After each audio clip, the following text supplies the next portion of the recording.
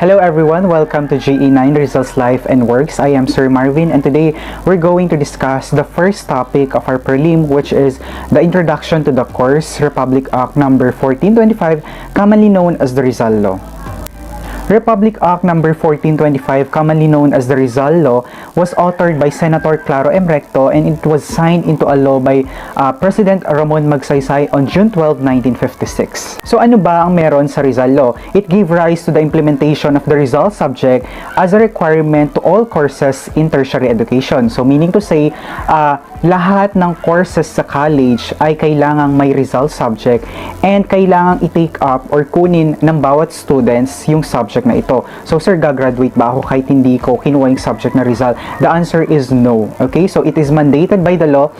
And according to this law, whether private or public, schools, universities, and colleges are mandated to have this subject to all courses. Okay? It was approved on June 12, 1956, exactly Independence Day. So, it's more than 60 years simula nung naipasa na itong batas na ito. So, ibig sabihin, matagal nang may subject na Rizal sa lahat ng courses sa college. Just to give you an overview of this topic, Rizal Bill is considered as one of the most controversial bills in the Philippines before, nung hindi pa siya naipapasa. Okay? So, bakit siya kinoconsider as one of the most controversial bills in the Philippines? Dahil dito napapasok yung Catholic Church. Okay? Indirectly na-involve ang Catholic Church sa pagpasa ng Rizal Law. And aside sa Catholic Church, meron din mga tao na against sa pagpasa ng Rizal Law. Okay? So ano ba ang point ng Catholic Church dito kung bakit against sila sa pagpasa ng Rizal Law?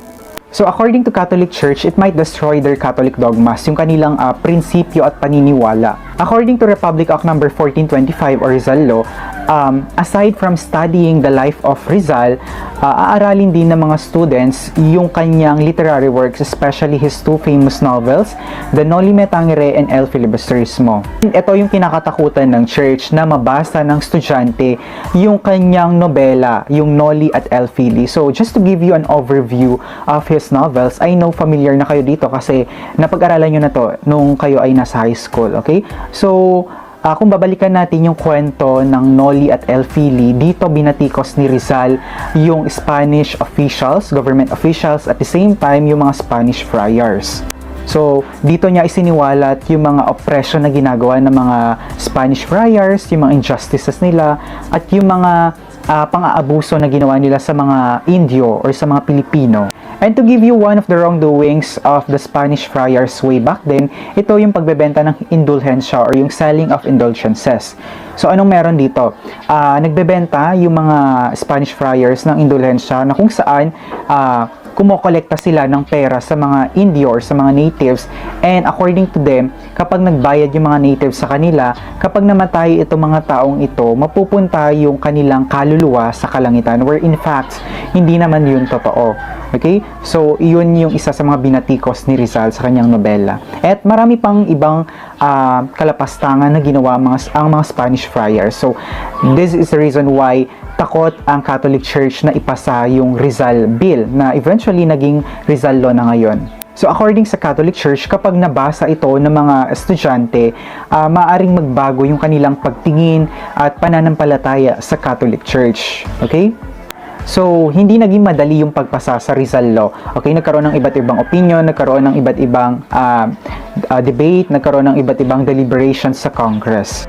So, dumating din sa point na nanakot ang Catholic priests, okay? Yung mga nagmamay-ari ng mga Catholic schools, according to them, if ever na ipapasa ang Rizal Law, isasara nila yung kanilang mga Catholic schools. But according to Senator Claro M. Recto, kung mangyayari man ito, magiging nationalized na yung mga schools. So, ibig sabihin, ang state na ang kokontrol at mamamahala sa mga schools na to. Okay? And dumating din sa point na yung mga legislators na against sa pagpasa ng Rizal Law ay nanakot din sila dun sa mga ibang legislators na gustong maipasa yung Rizal Law. So according to them, hindi na nila ibibigay yung suporta nila sa susunod na election dun sa mga taong pro dun sa Rizal Law. Okay? And the worst thing about this bill is nagkaroon din ng physical fight sa Congress. So, nagkaroon ng suntukan between the Cebu representative and the Pampanga representative. So, later, madidiscuss ko yan sa mga succeeding clips ng ating video. Okay? This is just to give you an overview of this topic. So, by the way, this topic is divided into two parts. So, this will be the part 1, and yung part 2, lalagay ko na lang yung link sa may description box for you to watch. From the policy statements of the Rizal Law enacted in 1956, it is evident that the teaching of the life, works, and writings of our national hero seeks to accomplish the following objectives. First, to rededicate the lives of the youth to the ideals of freedom and nationalism for which our heroes lived and died, para raw magsilbi as inspiration at bumalik sa alaala ng mga kabataan ngayon kung ano yung mga ipinaglaban ng ating mga bayani noon. Second, to pay tribute to our national hero for devoting his life and works in shaping the Filipino character, para daw mabigyang parangal si Dr. Rizal. And the third one is to gain an inspiring source of patriotism through the study of Rizal's life, works, and writings. Alam naman natin na lumaban si Rizal gamit ang kanyang mga isinulat or kanyang mga akda, pero ang hindi alam ng mga karamihang Pilipino ay kung ano ba yung kanyang mga naisulat at paano niya ginamit ito upang isiwalat ang mga maling pamamalakad ng mga dayuhan. Okay? Now let's move on to the history of the Rizal Law. Senate Bill 438, known as Rizal Bill, which was first authored by Senator Claro M. Recto, requiring the inclusion in the curricula of all private and public schools, colleges, and universities the life, works, and writings of Jose Rizal, particularly his novels Noli Me Tangere and El Filibusterismo, is considered as one of the most controversial bills in the Philippines. So, bago na isapabatas at naaprubahan ang Rizal Law, nagkaroon ng maraming deliberations sa Congress. Okay, so bakit kino-consider itong Rizal Bill bilang isa sa mga controversial bills na ipinatupad sa Pilipinas? Dito kasi sa Rizal Bill, hindi naging madali para sa mga mababatas na ipatupad siya or maaprubahan. Nagkaroon ng iba't ibang proseso, mahabang pinagdaanan, at nagkaroon ng iba't ibang diskusyon ang mga mambabatas bago siya nag-ipatupad. Nagkaroon ng iba't ibang debate, iba't ibang opinion at motibo, lahat ng mga lider ng gobyerno bago ipatupad ang Rizal Bill. But what made it more controversial is that the bill was not just fiercely opposed by the people from the legislative branch, but also by the Catholic Church. So dito na pumasok yung Catholic Church, although there is a separation of the church and the state. So indirectly lang na na-involve dito ang Catholic Church. So ano ba yung point ng Catholic Church? Bakit ayaw nilang ipasa yung Rizal Bill para maging Rizal Law na siya? It's because of the inclusion of compulsory reading of Rizal's novels, in which, according to them, Catholic dogmas are humiliated, or yung kanilang paniniwala, okay, yung prinsipyo ng Catholic Church ay masisira kapag daw ipinatupad itong Rizal Bill, which eventually magiging Rizal Law. Okay? So, according to the church, yung mga novels ni Rizal, especially the Noli Me Tangere at El Filibusterismo, ay naglalaman ng mga pahayag na kontra sa simbahan, sa paniniwala ng simbahan, at ayon sa kanila, ang sinumang mga kabasa nito ay maaring mag-iba yung kanyang paniniwala o di kaya ay sumalungat sa mga itinuturo ng simbahan. Kaya against ng Catholic Church na ipasatupad ang Rizal Bill. Senator Recto brought the bill to the Senate, and Senator Jose B. Laurel Sr., who was then the chairman of the Committee on Education, sponsored the bill that consequently led to exchange of arguments from the Congress. The bill was heatedly opposed by three senators, namely Senator Francisco Rodrigo, who was a former Catholic Action President, Senator Mariano Cuenco, and Senator Decoroso Rosales, who was the brother of Julio Rosales, an archbishop. Other oppositors were from lower house, namely Congressman Ramon Durano, Marciano Lim, Jose Niguid, Manuel Soza, Godofredo Ramos, Miguel Cuenco, Lucas Paredes, Congressman Carmen Consing, and Teshasan Andres Ziga.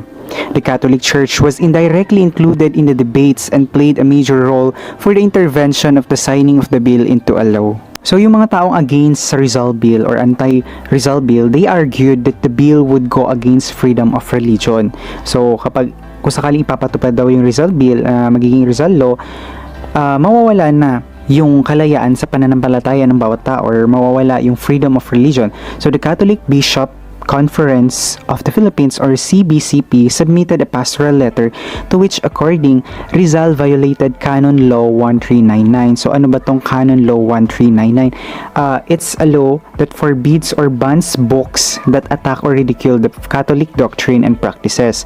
So sa madaling salita, itong Canon Law 1399 ay nagbabawal na mag-publish ng mga libro na kung saan naglalaman ng pag-atake sa Catholic principles, doctrine, and practices. So, yun yung naging defense ng Catholic Bishops Conference of the Philippines dun sa Rizal Bill. And in addition with that, nagkaroon din ng scrutiny or masusing pagsisiyasat dun sa dalawang nobela na naisulat ni Dr. Jose Rizal. Okay, so according to them, 170 passages in Noli Me Tangere and 50 in El Filibusterismo are against Catholic Church. Furthermore, yung mga anti sa Rizal Bill or yung mga taong against sa pagpapatupad ng Rizal Bill, they pointed out that Rizal admitted that he did not only attack the friars who acted deceptively on the Filipinos but also the Catholic faith itself. Okay, so according to them, inaatake rin daw ni Rizal yung Catholic faith, hindi lang yung mga friars. So ang ginawa nitong mga against sa Rizal Bill, they suggested a reading material for students as to what they called Rizalian Anthology. So ano tong Rizalian Anthology? It's a collection of Rizal's literary works that contain the patriotic philosophy excluding the two novels. So hindi kasali yung Noli at El Fili. Okay, just to give you a glimpse of the novel, Noli and El Fili, kung matatandaan natin, itong nobela na ginawa ni Rizal ay against siya sa Spanish government, sa pamamalakad nila, including with the Spanish friars, of course. And dito niya isiniwalat lahat ng mga maling pamamalakad, lahat ng oppression na ginawa ng mga Spanish officials, okay, Spanish friars during those time. Of course, dumepensa si Recto at si Laurel. So they defended the bill and argued that the only objective of the bill is to keep the memory of the national hero alive in every Filipino's mind, to emanate Rizal as he peacefully fought for freedom and not to go against religion. Excitement and intense scenes were eventually arisen in settling the Rizal Bill. So, mas tumindi yung debate sa Congress, and ang nakakagulat dito ay yung debate between Cebu Representative Ramon Durano and Pampanga Representative Emilio Cortez, na kung saan nagkaroon sila ng bangayan at nagsuntukan sila sa Kongreso.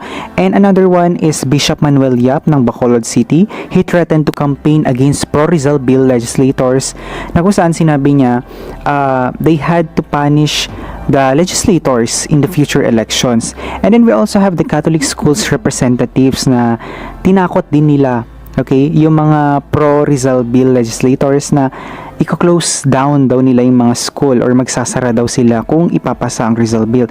But according to Recto, if they did, the state could nationalize the Catholic schools, or meaning to say, ang state na ang mamamahala sa mga Catholic schools, or sila na yung may control, okay? Sila na may hawak sa mga Catholic schools at hindi na yung mga private person. And then when there was a proposal to use the expurgated novels as textbooks and put the original copies under lock and key in the school libraries, Recto rejected this amendment. Nagpropose ito mga anti-Rizal Bill legislators na gamitin na lang daw yung expurgated novels, or meaning to say yung mga edited novels ni Rizal, and then yung mga original copies itatago na lang sa library. Ni-reject ito ni Recto, hindi siya pumayag. Due to apparently never-ending debate on the Rizal Bill, approved amendments were formulated through the ideas of 3 senators. Senator Laurel created an amendment to the original bill in which, other than Noli Me Tangere and El Filibusterismo, works written by Rizal and works written by others about Rizal would be included, and reading of the unexpurgated revision of the 2 novels would no longer be compulsory to elementary and secondary levels but would be strictly observed to college level. Next, Senator Lim suggested the exemption to those students who feel that reading Rizal's novels would negatively affect his or her faith. Senator Primicius created an additional amendment that promulgates the rules and regulations in getting an exemption only from reading the 2 novels through written statement or affidavit and not from taking the Rizal course. Okay, so ibig sabihin, magkakaroon ng exemption din sa mga estudyante na basahin yung unexpurgated version ng two novels ni Rizal, The Noli and El Fili, but hindi sila exempted dun sa Rizal subject. So, kailangan pa rin nilang kunin or pag-aralan yung Rizal subject para makagraduate sila sa college because it is mandated by the law, but pwede silang exempted dun sa pagbasa dun sa dalawang nobela ni Rizal, okay? Through written statement or affidavit. But according to historian Ambet Ocampo, no student has ever availed of this exemption.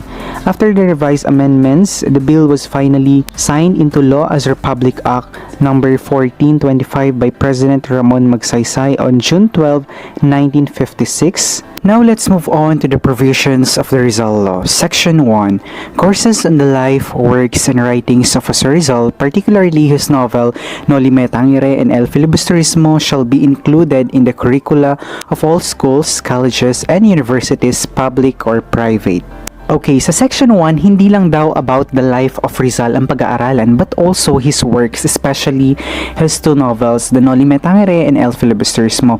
Way back in your high school years, na pag-aralan nyo yung Noli and El Fili, and alam ko, familiar na kayo sa kwento nito, but this time, pag-aaralan natin siya, but in-depth siya, okay? So, mas malalim na pagkaka-explain at itatry din natin i-compare yung mga nangyari noon at sa mga nangyayari sa panahon ngayon. And yung mga characters sa nobela, kung ano ba yung mga sinisimbolo ng bawat isa sa kanila. Now, let's move on to section 2. It shall be obligatory on all schools, colleges, and universities to keep in their libraries an adequate number of copies of the original and unexpurgated editions of the Noli Me Tangere and El Filibusterismo as well as of Rizal's other works and biography.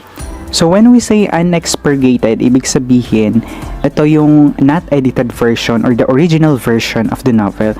So I am pretty sure that we have enough and sufficient copies of books and references sa ating library about Dr. Jose Rizal.